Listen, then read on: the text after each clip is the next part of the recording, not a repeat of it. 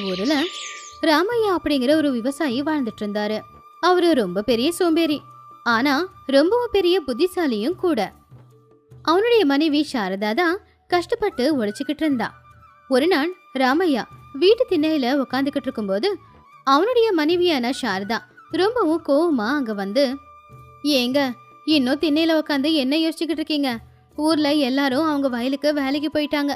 நம்ம வயல் மட்டும்தான் அப்படியே காஞ்சி போய் கிடக்கு. அதில் என்ன இருக்கு சாரதா? நம்ம வயல் அப்படியே தானே இருக்கு. அது என்ன ஓடிடவா போகுது? வயல் ஓடி போகாது, ஆனா காலம் ஓடுது இல்லையா? மழை காலத்துக்கு முன்னாடியே வயலை உழுது சரியா வச்சுக்கிட்டதானே விளைச்ச நல்லபடியா விளையும். ஏன் இவ்வளோ கவலைப்படுற? கஷ்டப்பட்டு தான் வேலை செய்யணும்னு என்ன அவசியம் இருக்கு? எல்லா வேலையும் இஷ்டப்பட்டு அறிவாளித்தனமாக பண்ணால் சரியாயிடும். உங்க அறிவை தூக்கி ஓரமா வச்சுட்டு கொஞ்சம் கலப்பியை பிடிச்சுக்கிட்டு வயலுக்கு வாங்க.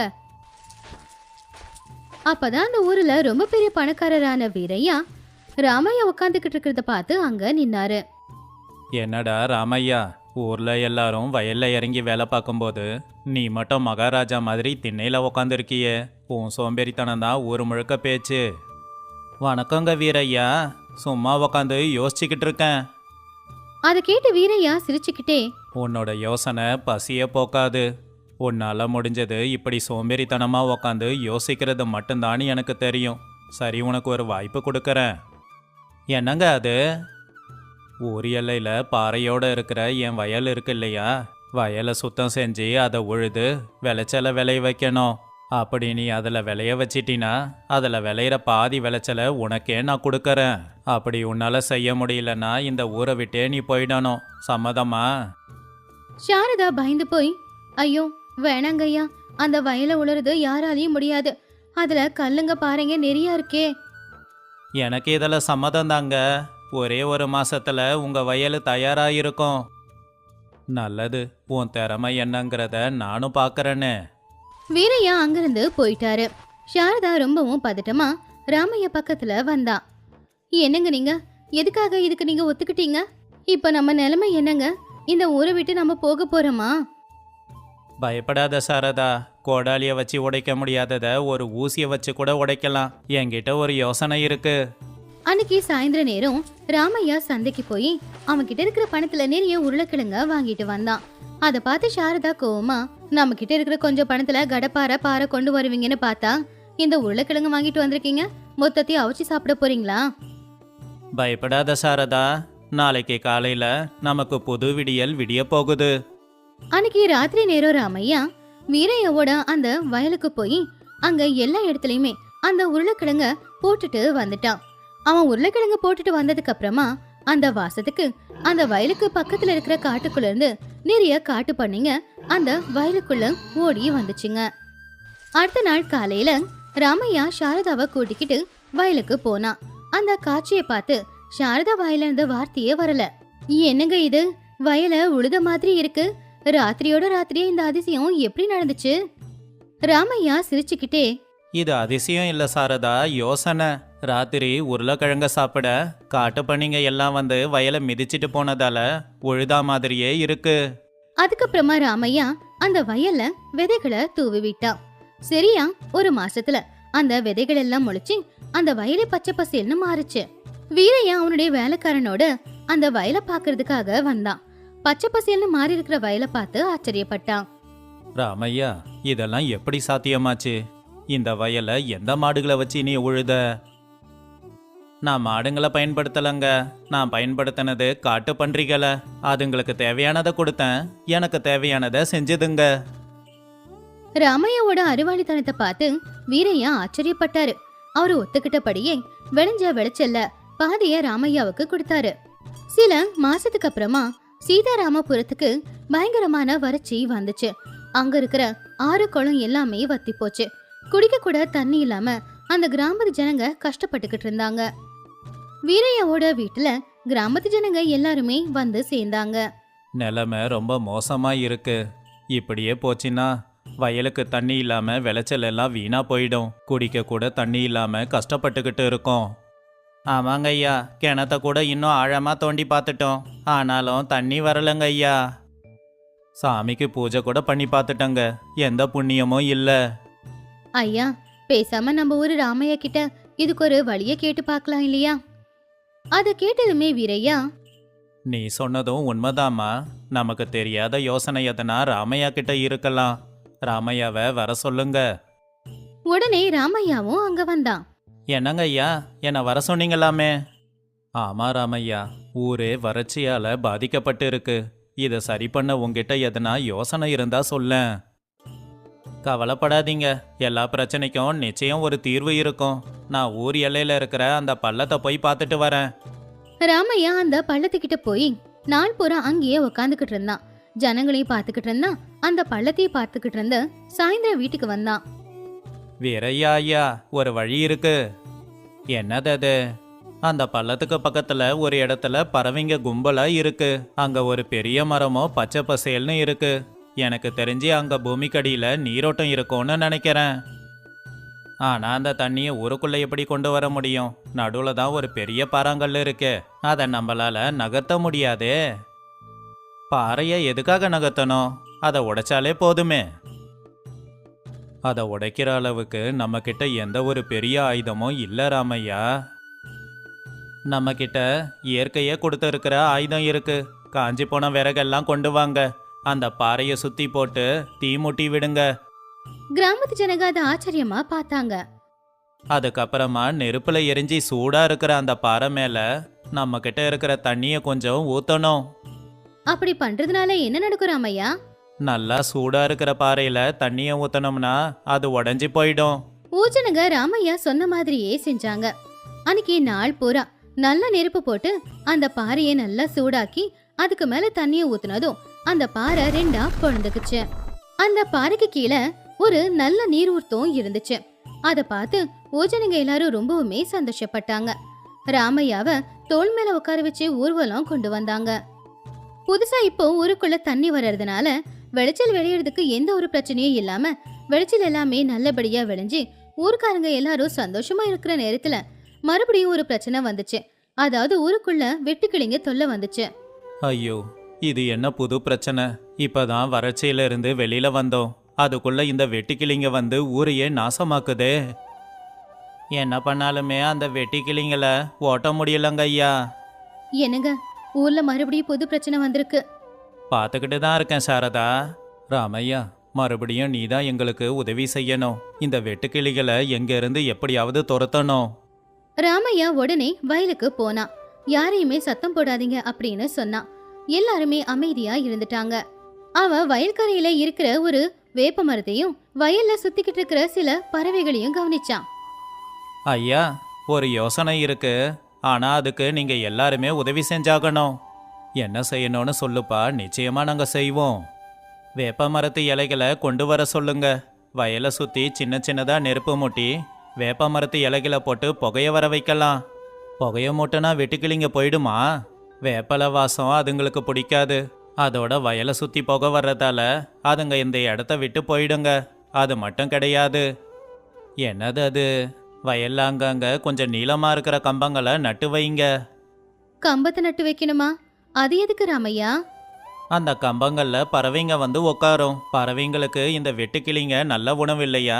நாம துரத்தியும் போகாம இருக்கிற வெட்டுக்கிளிங்களை அந்த பறவைங்க சாப்பிட்டுடும். நாம இயற்கைக்கு உதவி செஞ்சோம் அப்படின்னா இயற்கையும் நமக்கு திரும்ப உதவி செய்யும். கிராமத்து ஜனங்க ராமையா சொன்ன மாதிரியே செஞ்சாங்க. அந்த வேப்பல புகைக்கு வெட்டுக்கிளி எல்லாம் பறந்து போச்சு. மிச்சம் இருக்கிற வெட்டுக்கிளி எல்லாத்தையுமே கம்பத்துல உட்காந்து பறவைங்க எல்லாம் சாப்பிட ஆரம்பிச்சுதுங்க. அதனால இப்ப வயல் எல்லாமே பாதுகாப்பா தான் இருந்துச்சு. சீதாராமபுரம் மறுபடியும் பச்சை பசேல்னு மாறுச்சு. விளைச்சலும் நல்லபடியா விளைஞ்சுது. சில நாட்களுக்கு அப்புறமா கிராமத்துல ஒரு விசித்திரமான பிரச்சனையும் வந்துச்சு.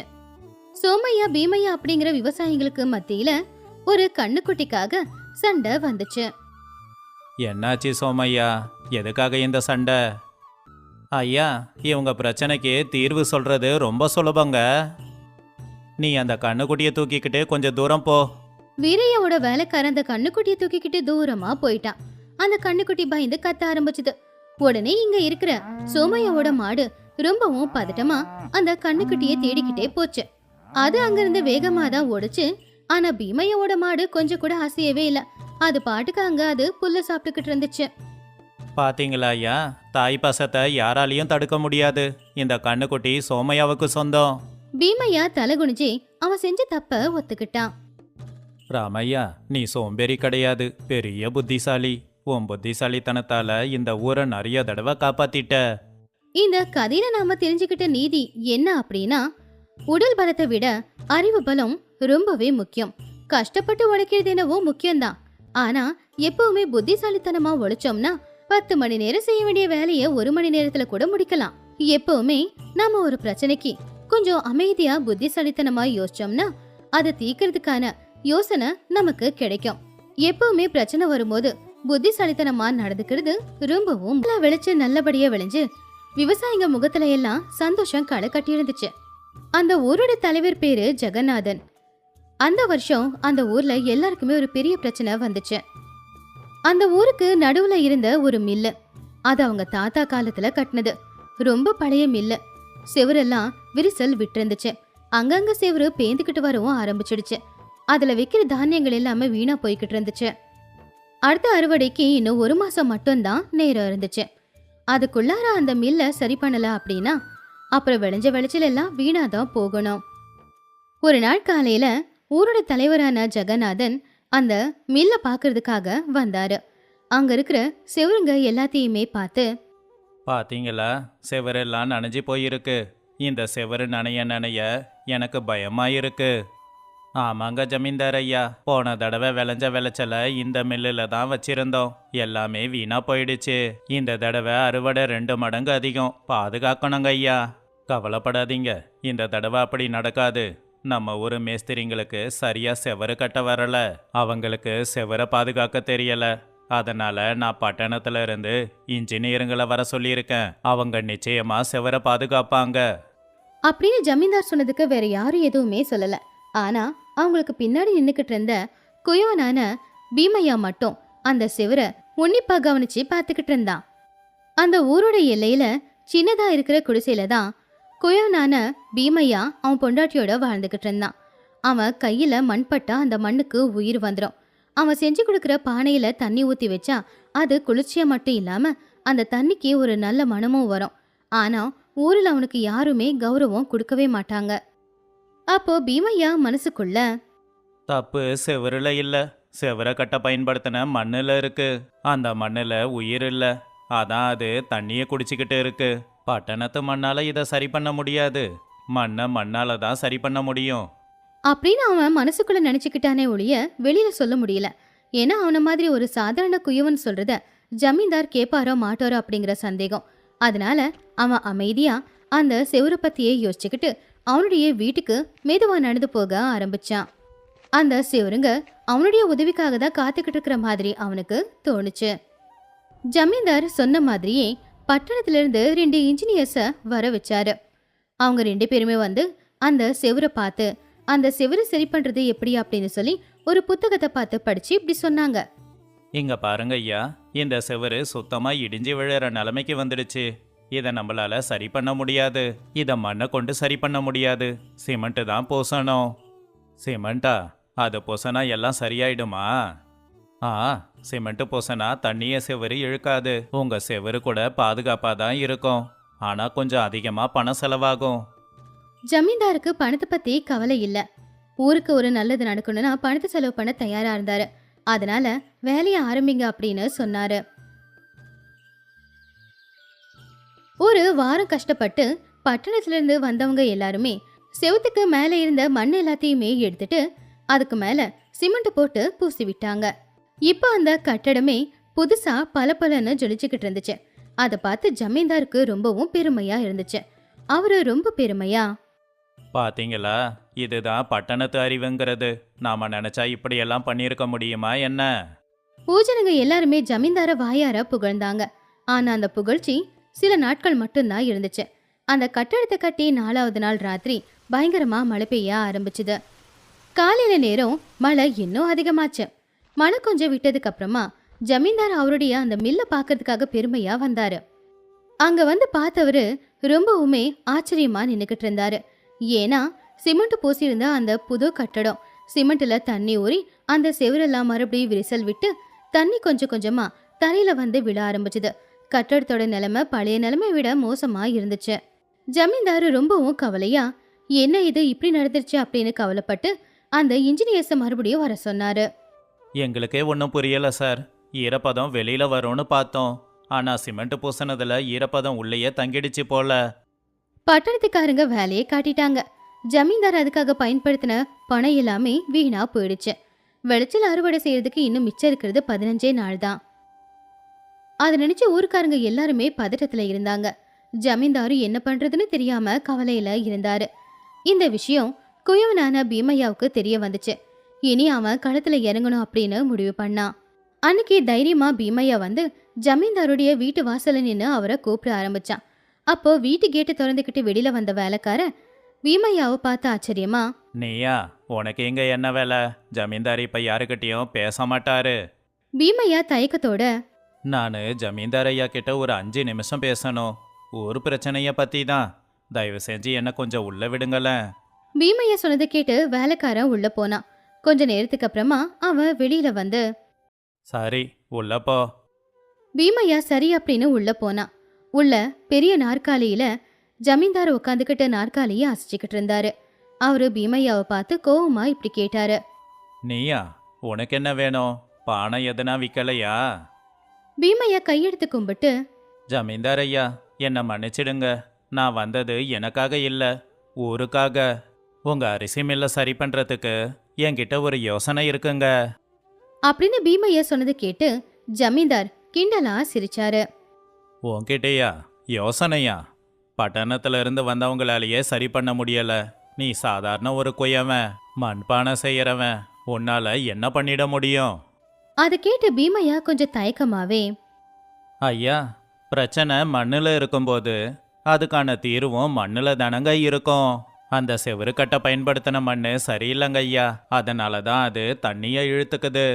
அதுக்கு இப்ப என்ன பண்ணணும்? செவரை இடிச்சிட்டு புது செவரு கட்டணுமா? அதுக்கு என்கிட்ட பணமும் இல்லை, நேரமும் இல்லை. அதெல்லாம் செய்ய வேண்டாங்க ஐயா. நான் சொல்ற மாதிரி சிமெண்ட் பூசி இருக்கிறத பேத்து எடுத்துட்டு அதுக்கு பதிலாக நான் சொல்ற மாதிரி மண்ணை பூசினா செவுரு கல்லு மாதிரி ஆயிடும். ஜமீன்தார் சந்தேகமா, மண்ணை போடணுமா? என்னப்பா சொல்ற? ஆத்தங்கரை ஓரமா கிடைக்கிற களிமண், மணல், சுண்ணாம்பு, அப்புறமா மூலிகை சாறு, இது எல்லாத்தையும் சேர்த்தோம்னா அந்த மண் ரொம்ப நல்ல மண்ணா மாறும். அப்புறம் அந்த செவுத்துக்குள்ள காத்தும் போகும். வெளியில இருந்து தண்ணியை உள்ள இழுக்காது. உள்ள இருக்கிற ஈரப்பதத்தை வெளியில அனுப்பும். இது எங்க தாத்தா காலத்துல பானை செய்ய பயன்படுத்தின முறை. ஜமீன்தார் ஒரு நிமிஷம் யோசிச்சு பார்த்தாரு. ஆனா அவருடைய கர்வம் குறுக்க வந்துச்சு. போதும் நிப்பாட்டு. ஒரு சாதாரண கொயவன் கட்டடம் எப்படி கட்டணும்னு எனக்கு சொல்லித்தர வரியா? உன்னுடைய அறிவை போய் பானை செய்யறதுல காட்டு. அவமானம் தாங்க முடியாம பாவம் பீமையா அங்கிருந்து திரும்ப வந்துட்டான். அவனுக்கு அவமானமாச்சு அப்படிங்கிற கவலையை விட ஊருக்கு வரப்போற பெரிய நஷ்டத்தை பத்தி யோசிச்சுதான் அவன் ரொம்பவுமே கவலைப்பட்டுக்கிட்டு இருந்தான். இதெல்லாம் இப்படி இருக்கும்போது இந்த பக்கம் ஜமீன்தார் மட்டும் இவன் சொல்லி நாம என்ன செய்யறது அப்படிங்கிற கர்வத்துல பீமையா சொன்னத அவன் ஏத்துக்க கூட இல்ல. இப்படியே நாட்களும் போச்சு. அறுவடை செய்யற நேரமும் வந்துருச்சு. விவசாயிங்க எல்லாரும் அவங்க வயல்ல விளைஞ்ச விளைச்சல் எல்லாத்தையுமே அறுவடை செஞ்சு மூட்டையில போட்டு அத மில்லுல விற்கிறதுக்காக கொண்டு வந்துகிட்டு இருந்தாங்க. ஆனா மில்லுக்குள்ள வைக்க முடியாது. ஏன்னா மில்லுக்குள்ள தண்ணி சுட்டிக்கிட்டு இருக்கு. தரையெல்லாம் ஈரமா இருக்கு. வெளியில வச்சா எலியோ பண்ணியோ வந்து தானியத்தை சாப்பிட்டுடும்.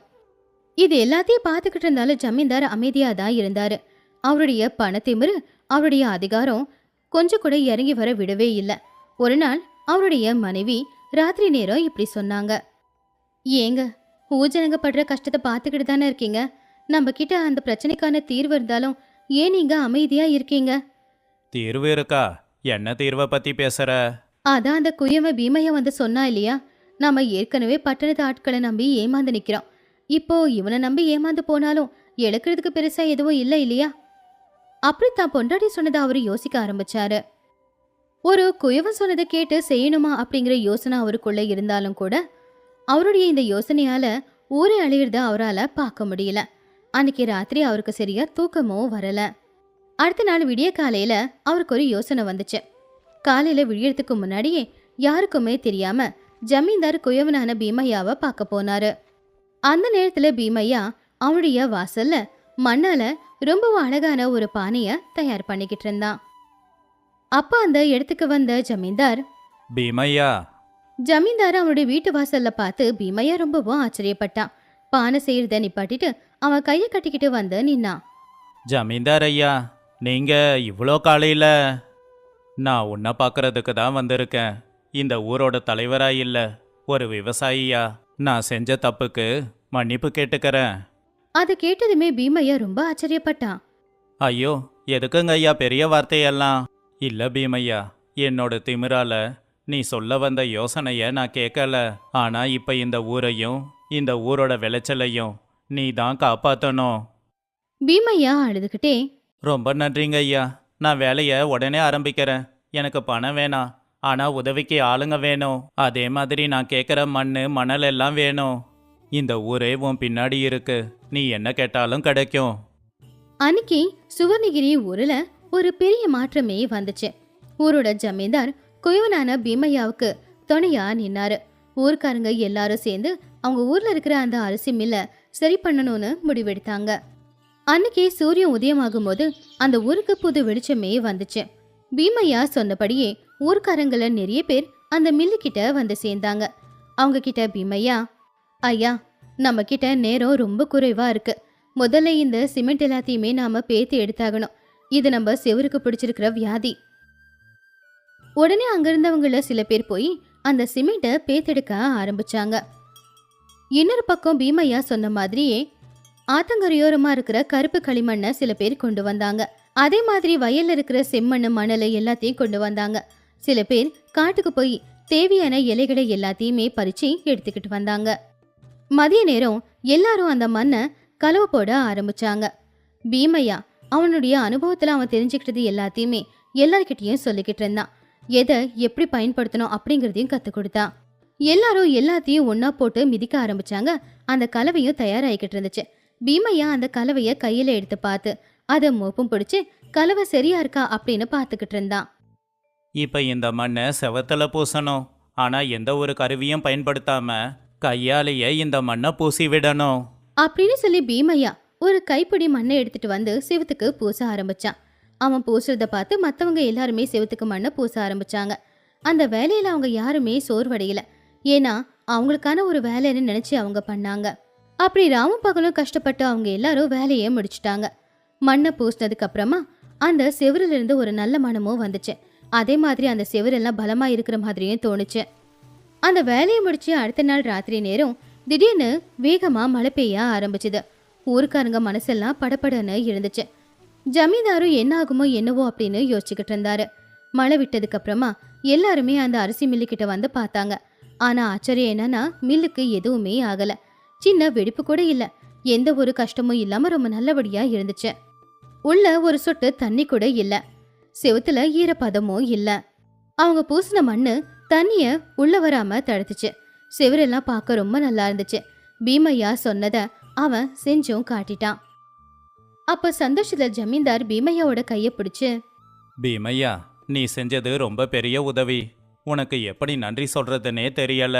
ஆனா ஒன்று, என்னையிலிருந்து விவசாயிங்க எனக்கு எப்படியோ குயவனான நீயும் எனக்கு அப்படிதான்.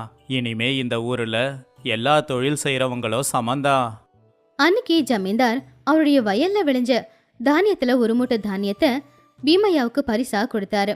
அன்னையிலிருந்து பீமையா அவன் தயார் பண்ண அந்த கலவைய எப்படி தயார் பண்ணணும் அப்படின்னு ஊர்ல இருக்கிற பசங்களுக்கு கத்து கொடுத்துக்கிட்டு இருந்தான்.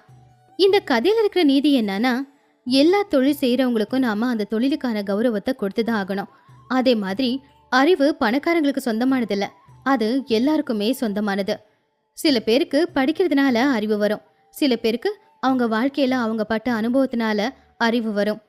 எல்லாருடைய அறிவு திறமை எல்லாத்தையும் தெரிஞ்சுக்கிட்டு அவங்களுக்கான கௌரவத்தை கொடுக்கும்போது தான் அவங்க கிட்ட இருக்கிற அறிவு நம்ம எல்லாருக்கும் பயன்படும். நாம எல்லா பிரச்சனையை விட்டும் வெளியில வர வழி கொடுக்கும்.